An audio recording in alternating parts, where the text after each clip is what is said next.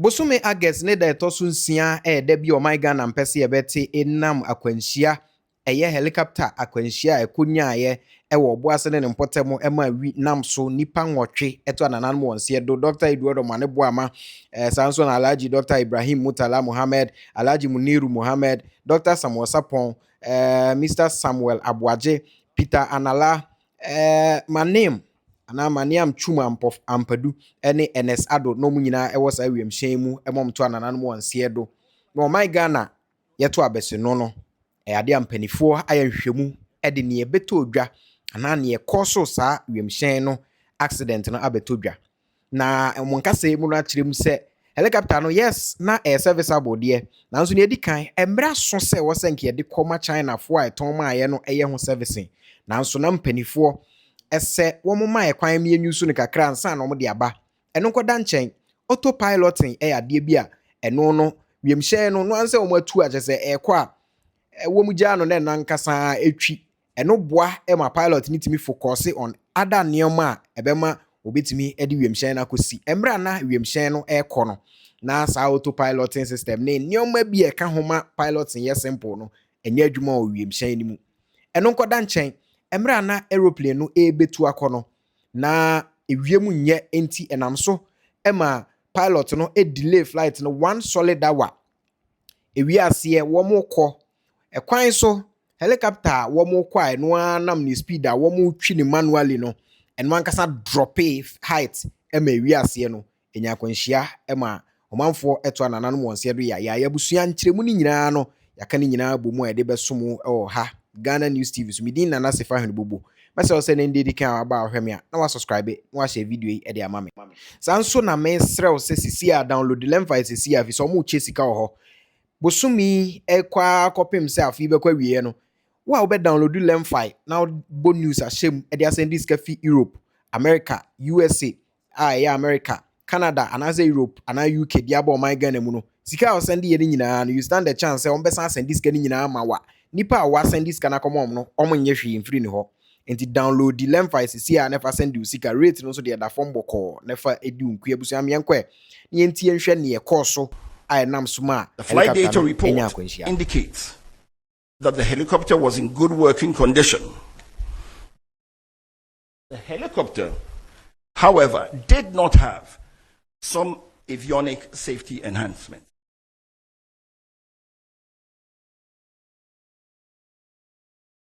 As I said before, the aircraft was serviceable and airworthy.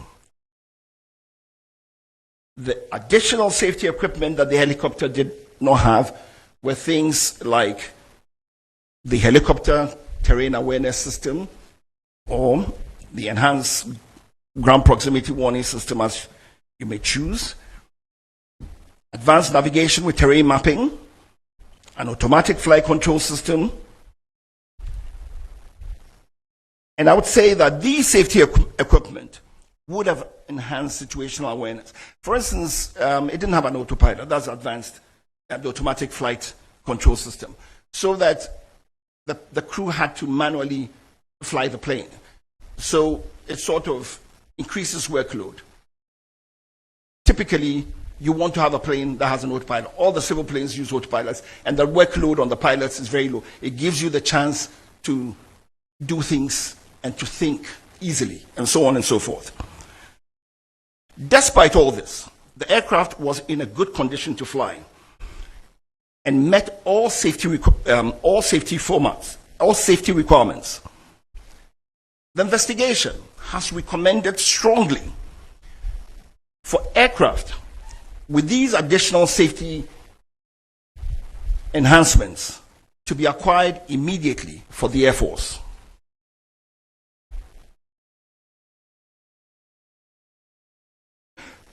To rule out any potential human causes, we also examined the qualifications, experience, and competence of the crew.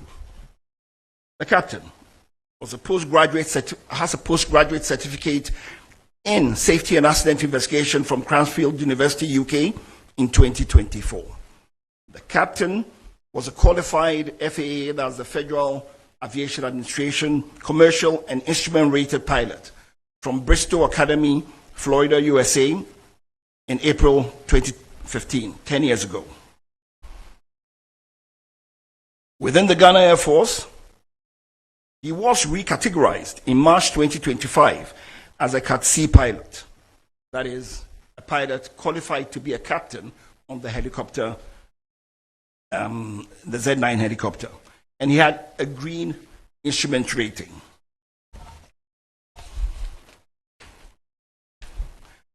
In the Air Force, they have gradings for pilots, categories for pilots from A to D.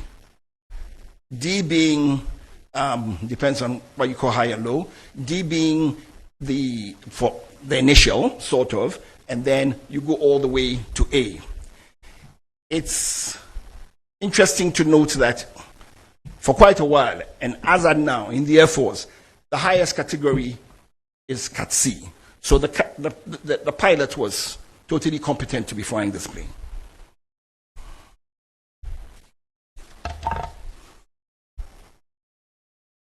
The co-pilot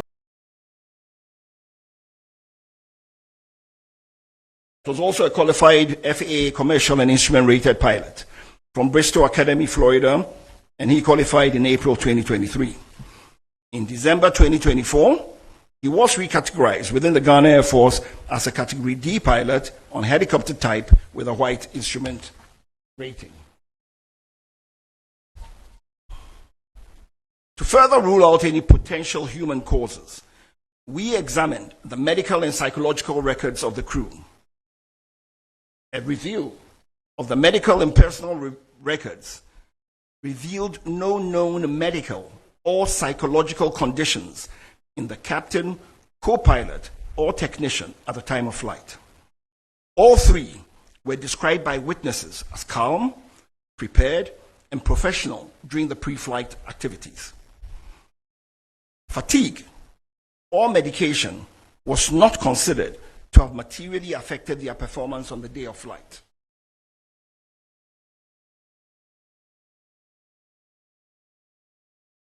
Now to the sequence of events. The flight departed Accra under visual flight rules in marginal weather. The flight to Fordjour was uneventful. Fordjour is approximately 90 miles from Accra, about 10 miles from Obuasi. As the flight approached Obuasi, visibility deteriorated rapidly due to mist and low clouds. At 9:56, the crew entered IMC, which is Instrument Meteorological Conditions. To the layman, it is they flew into clouds because they no longer could stay away from the clouds, so they flew into clouds and transitioned to IFR. Now, IFR is Instrument Flight Rules. So what it means is they now transitioned from navigating using visual cues to now navigation solely on the aircraft's instruments. The crew then initiated a climb to cross terrain that they were aware of. They initiated the climb to cross the terrain. Seconds before impact, the crew stated that they could see the high ground below, so they had gone over it.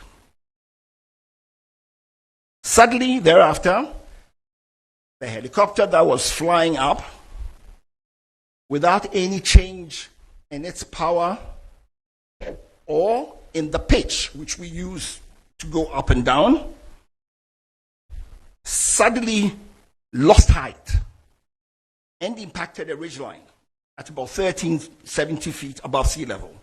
And this was about 6.5 miles from the destination, and this happened at 9:58.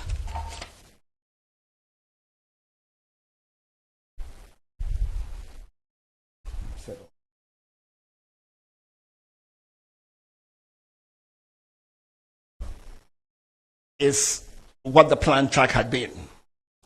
The purple line is what the aircraft actually clouds and so on, and ended up where it was.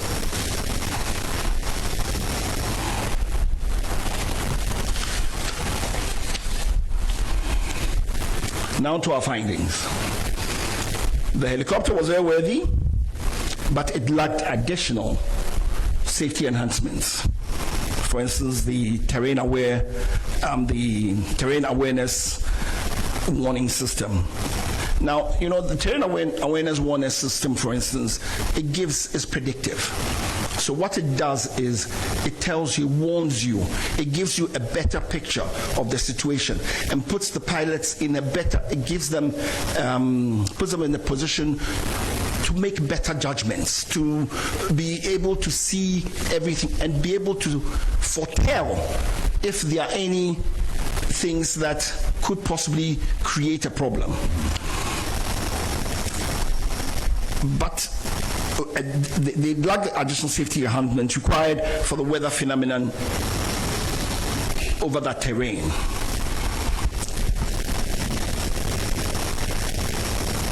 There was adverse weather, there was limited visibility, there was adverse weather, there was limited visibility, there was rising rugged terrain, with this terrain induced complicating factors, and there were no ground-based navigational route aids en route. The investigation would like to say that from everything they gathered, the emergency response was very timely. The fact that the first responders managed to get to the site in about 2 hours was remarkable because the terrain has very steep slopes. It was raining, it was slippery. So it wasn't the easiest thing to do. When we went to the site, it was also raining and it was very slippery. And we struggled using sticks and everything to try to get up there.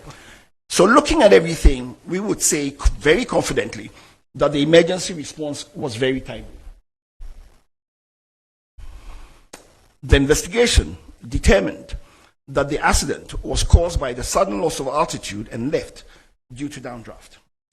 This loss of altitude without change in power or pitch altitude is consistent with downdraft associated with changing environmental conditions over high terrain.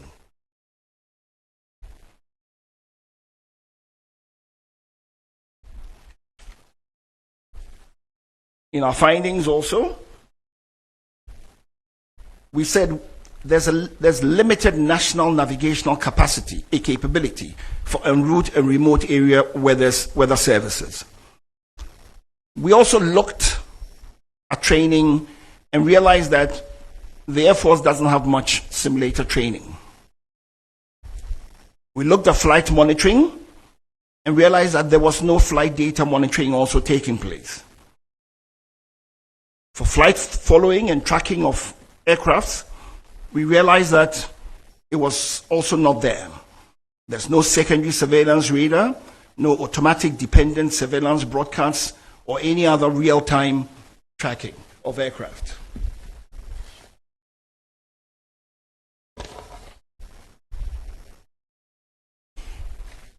Our safety recommendations. There is a definite need to modernize the fleet of the Ghana Air Force. We have recommended that the Air Force acquire modern aircraft with terrain avoidance warning systems and modern navigation systems. That the aircraft should have cockpit voice recorders and flight data recorders, which are the audiovisual capable types. That the Air Force should invest in simulators for recurrent training. That they contract certified aviation weather provider or providers, and that Ghana as a nation should try to have en route navigational aids, especially in remote areas. The Air Force should seriously consider establishing flight data monitoring and en route tracking systems. But finally, we believe that they need to acquire ground support equipment, modernize what they have.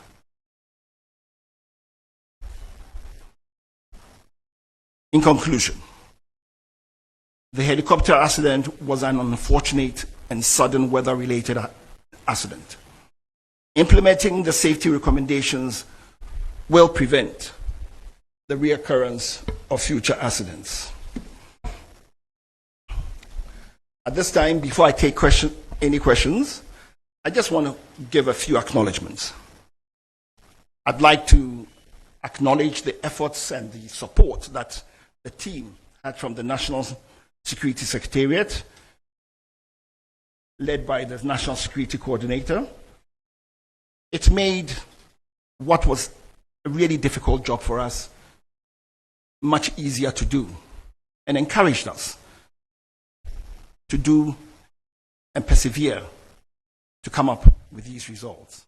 So send this cafe amanoni aba Africa ha usulemfai say ye fear wo pese wo nto no usulemfai edan ya na say japade a wani da so a wo pese oto wa Africa ha no usulemfai say wo send this sika amodofo e de aboa no wo Africa ha usulemfai sanso e na say wo tie obi school fees amano a usulemfai nyenti amekanfo lemfai ama one say utimi send this sika e fa lemfai so a e ma ni begu bank account mu sanso e na timi begu mobile money account mu enu achi nso no de bia lemfai e wo daily rate a e ma hu sika dodo a wo send a wo benya lemfai e secured na wo send this car enche na nipa wo send amano no ne nsaka lemfai wo USA, Canada, UK, Italy, Germany, Ireland, Netherlands, Spain, Belgium, Portugal and France.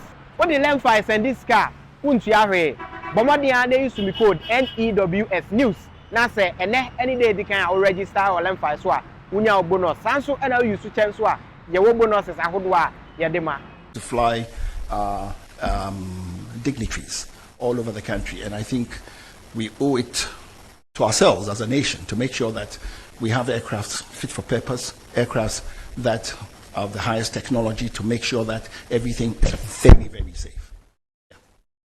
To the sudden loss of altitude, I'm sure it was in one of the slides.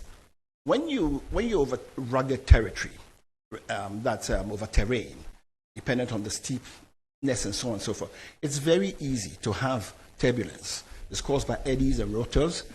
It's an aviation phenomena, right? And you have updrafts, you have downdrafts. And even interestingly, even above the ridge, you can still have downdrafts coming. And it's not, it's a phenomenon, it's an aviation phenomena that unfortunately they fell into. They were very unfortunate, but it's a phenomenon that they fell into. And because there cannot be any other reason for that sudden loss of altitude for a plane climbing with power, with a pitch attitude, right? Because you see, the flight data recorder, to just help you understand the whole thing, the flight data recorder records the last 10 hours of a flight. The cockpit voice recorder records the last 2 hours of a flight. The flight data recorder, this particular one of this helicopter, records 93 parameters every second. The 93 parameters is made up of 48 analog parameters and 45 switch positions. So, looking at the flight data report, you know where all the switch positions are, you know what the height of the plane was, you know the exact position of, you know it time bound. So, what we are saying is from informed data. It's not that we've just conjectured something. We have the data, we've looked at it, and that is how come we've come with the conclusions we've come up with. I hope I've answered. Then the last one, the postponement of the maintenance. It's industrial practice, it's operational. In the airlines, it's done. Air Force doing it, there's nothing wrong with it. It's accepted practice. So there's nothing to it. I hope I've answered your question. Thank you. Thank you very much. If there are any more questions, I'll take them now. Yeah.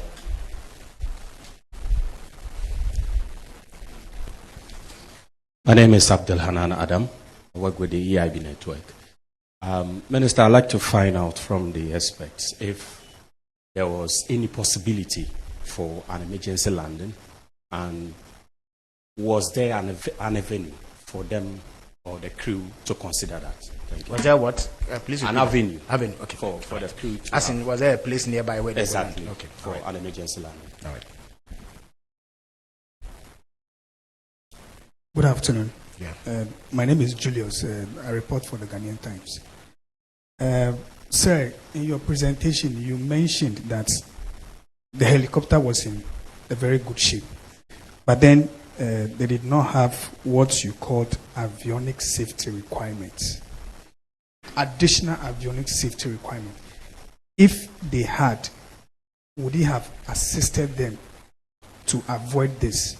And then outside of your report, there have been a lot of speculations about the final moments of the aircraft from eyewitnesses that it exploded, parts scattered all over the place. Could you address this for us, please? Thank you.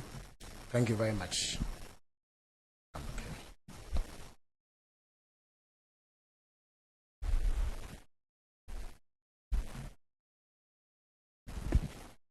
So I'm back again.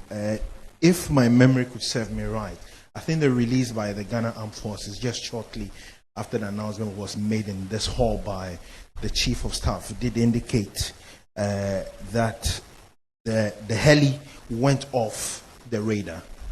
But from the presentation, we are made to understand that there was no monitoring. I stand to be corrected though. How do we marry these two? All right. Thank you very much. Is there another question, please? Okay, so Captain Fordjour will take these questions here.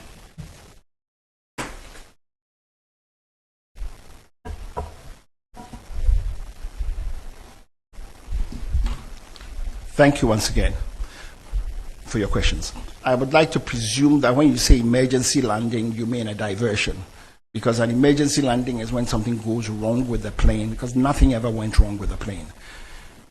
The decision to continue or to do an intermediate landing is the discretion of the captain. The captain was confident that he didn't need to do it. That is why he didn't do it. In terms of the additional avionics, right? I believe the question was if they had it, would it have prevented the accident? Was that the question? Okay. All I would say is it could have prevented the accident because it would have put the pilots in a better situational awareness mode. And it would have put them in a much better place to have taken decisions which could possibly have avoided this.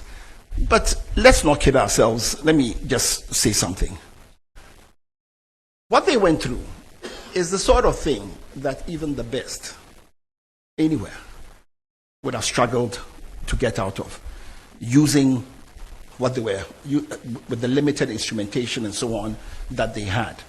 The instrumentation, the instrumentation was fit for everything, but what we are saying is, I guess it's like saying that more meat never spoils the soup. It's, if you have all these other enhancements, it really helps. The Air Force the Air Force would be happy to have these enhancements because they know what it would help them do, and it would make our dignitaries and so on much safer when they fly. So that is why we are recommending that. But it doesn't mean that the fact that those enhancements were not there, that is why the accident happened. No, it would be wrong to say so. That would be too far-fetched. In terms of the explosion, there was no explosion before. You know, the Z9 helicopter, its fuel tank actually is under the where the passengers sit, right? So when it impacted, and don't forget, it was doing a flight to Obuasi and back. It wasn't going to refuel in Obuasi. So it had fueled up well. So on impact, that is when the explosion took place.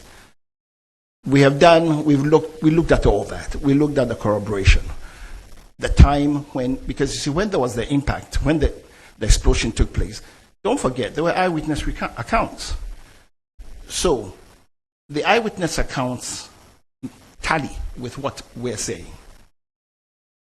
In terms of the helicopter going off radar, our radar systems in the country are just Accra, Kumasi. The routes they were flying, together with the height at which they were flying, it was very easy for them to go off radar. It's normal. Flight monitoring, which is what we're talking about, is different from being on a radar, right?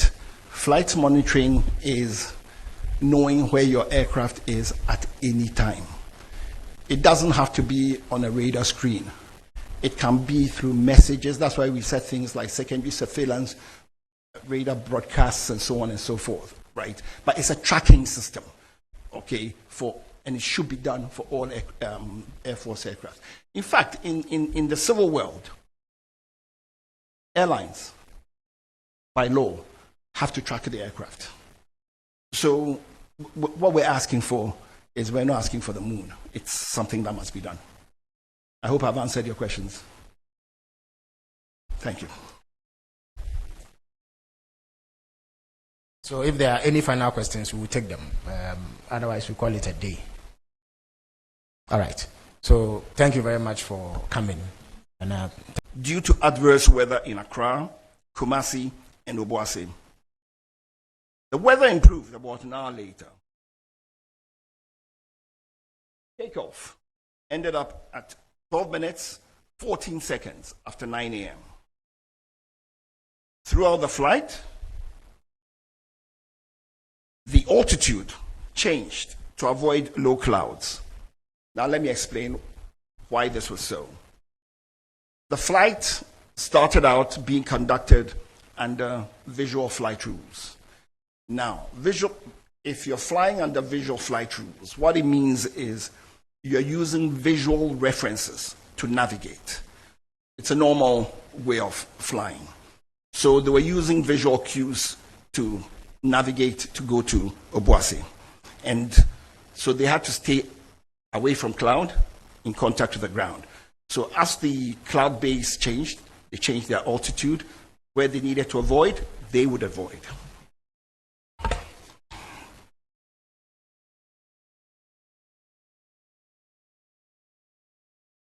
I'd like you to take a look at these two pictures.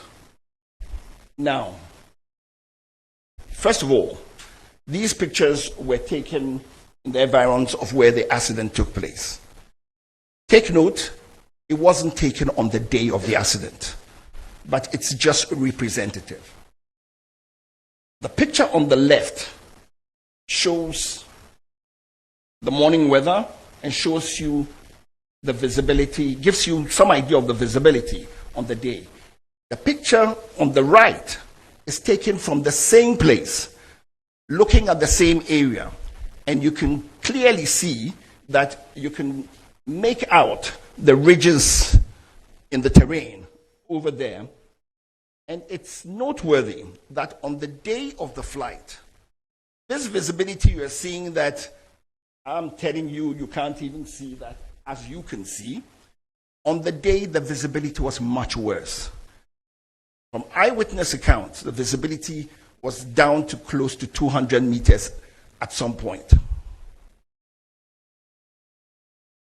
This also shows a picture of actual weather from a passenger who was on board the aircraft, just to give you an idea.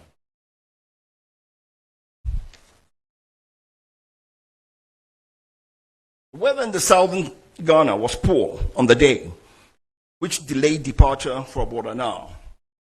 In Accra, conditions were misty, with visibility of about 5 to 7 kilometers and very low clouds, starting at only 700 to 1,100 feet above the ground. While the situation improved slightly later in the morning, the early hours were dominated by haze and overcast skies. In Kumasi, the weather was worse, with drizzle reducing visibility to around 4 kilometers and heavy, low clouds sitting just 600 to 900 feet above the ground. Only Accra and Kumasi Aerodrome were available. Only Accra and Kumasi Aerodrome weather were available.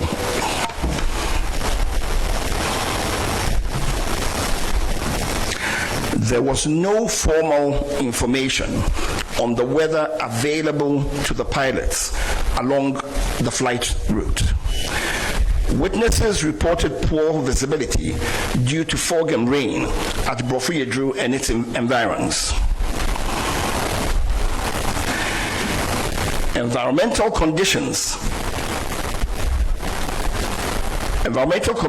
in the Dampier Forest Reserve and its rugged terrain of hills, mountains, created conditions such that over such rugged terrain, you can have turbulence, downdraft, and other phenomena.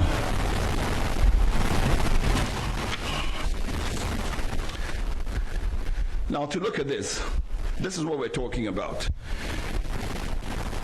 This is a known aviation phenomena when you have such rugged territory.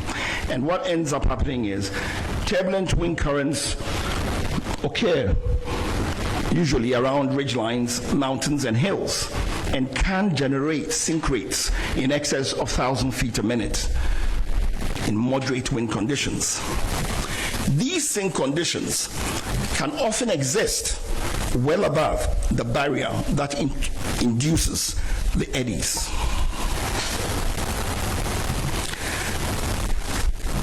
We assessed the aircraft to see if it was fit for purpose. The helicopter entered the Ghana Air Force Service in May 2015, having been manufactured in 2012, and it reached its 10-year service threshold on 18th May 2025. Aircrafts have periodic checks to make sure that they are fit for service. The Air Force has 25-hour checks, 50-hour checks, and 100-hour checks. The 10-year check for the helicopter is what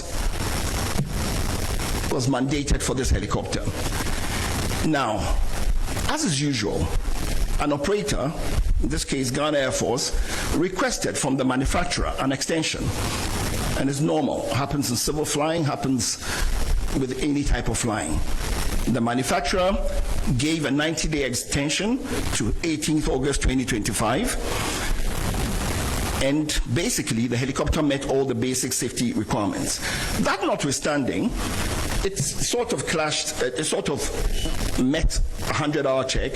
So the Air Force also did a 100-hour check on the helicopter before the flight. The aircraft on the day was declared serviceable and duly signed off by both the engineers and the captain. So send this Fiamanoni ab Africa ha, Usulemfi. Say ye fear wo pese wo ntono, Usulemfi. E dan ya na se Japadia when it that's why pese oto Africa ha no, Usulemfi. So wo send this sika amodofo e de aboa no Africa ha, Usulemfi. Sanso e na se uti obi school fees ama no a, Usulemfi. Nyenti American full lemfi ama on say utimi send this sika e fa lemfi so a e mani begu bank account mu sanso e na timi begu mobile money account mu. Eno achi nso no de bia lemfi e wo daily rate a e ma hu sika dodo a wo send a wo benya. Lemfi e secured na wo send this car enche na nipa wo send ama no ne nsaka. Lemfi wo USA, Canada, UK, Italy, Germany, Ireland, Netherlands, Spain, Belgium, Portugal, and France. What the Lemfi send this car untu ahwe. Bomodian they use me code NEWS news. Na say any day they can register or Lemfi so a unya bonus. Sanso and use to chance so a ye wo bonuses ahodo a ye de ma. Menu makwekwe sa sempa kania. Se menam na meti asempa na mo amane a na ma no keka me. Anyem bia what ANS Trading Agency Limited nka. Se wo ka se door to door for no de na e watwa. E sense obi ne wa wo say wo ho sa door to door business nim. Wo nyoma wo UK a wo de ko Ghana. Ana se Germany a wo de ko Ghana. 3 to 5 weeks e be kwa kodu nipa ne puna no say try. Na de mo demonstration wo say dwuma de we mu ne say wo ho bo no. E da form say boko. ANS Trading Agency Limited. E wo air freight special service. And on nyoma ne ye de be fa plane. Entintempa na akwa kodu. Obeti ma fa sa pra we ya so de nyoma free Ghana akwa UK and Germany. Efe jiji dem, which na also a ye, I mean drop bomb. ANS Trading Agency Limited pe, and a 40-footer, any 20-footer container. Yefe UK, Ediko Ghana, and now Germany, Ediko Ghana. Oma Manioma Yemre, importo, exporto, them there for you. Omo Ghana Namani, 0249 170 423. UK has over Freya 0790 802 7527. Germany 09173 771 2733. Ubenya ANS Trading Agency Limited. Our West Croydon ANS Trading Agency Limited. Quantum Brantem. One Abeboya Basso. Maybe next time in your fill up from the Bebro.